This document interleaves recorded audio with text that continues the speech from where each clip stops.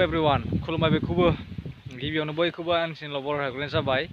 ओमफ्राय आंनि मुङा जाहैबाय प्रतिशान गयारी आरो नोंथांमोना नायगासिनो आंनि चेनेल प्रतिशान प्रेजेन्स दिनै गोबाव समनि उनाव मोनसे ब्लग भिडिअखौ बानायनो थाखाय आगान सुरदों मानोना लकडाउन समखाय न'आवनो थाबाय थानानै जेबो भिडिअ बानायनो मोनाखैमोन लोगोसे शर्ट फिल्मफोरबो बानायनो मोनाखै बेनिखायनो सानबाय दिनै इमान गोबाव ओरैनो थास्लाय भिडिअखौनो बानायनोसै ब्लग भिडिअखौनो मोनसे बानायनोसै होननानै सानबाय आङो बाय द वे नोंथांमोना लास्ट शर्ट फिल्म आंनि दा टाइम ट्रेभेलखौ एसेबां अननाय होनायनि थाखाय रोजा रोजा साबायखर थाबाय बिदिनो आं आसा खालामो मोजां लाबोबाय थागोन गोदान इउनिक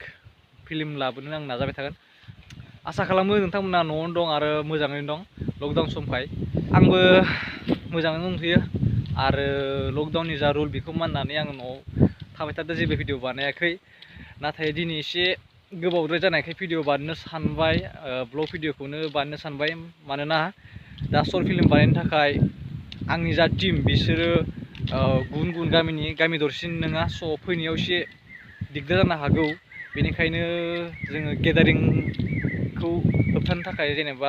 शर्ट फिल्मफोरखौ बानायथ'वाखै ओमफ्राय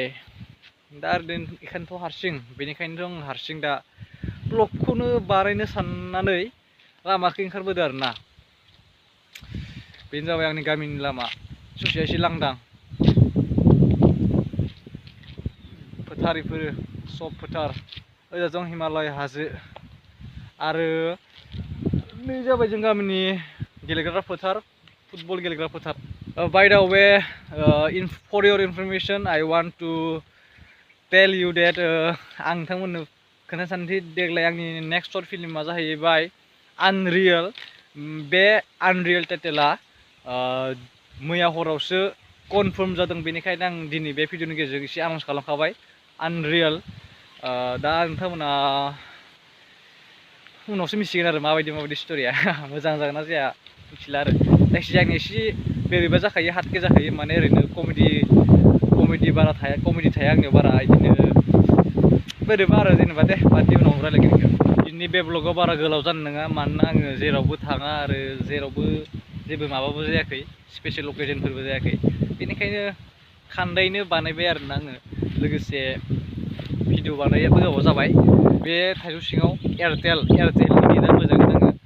ओमफ्राय फिल्म डाउनलड खालामबाथाय बेयाव फैनानै फिल्म डाउनलड खालामफैयो आं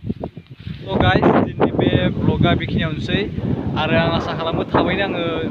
नेक्स्ट ब्लगखौ खालामबावगोन आरो लोगोसे आंनि बे नेक्स्ट शर्ट फिल्म जायनि मुङा जाहैबाय आनरियेल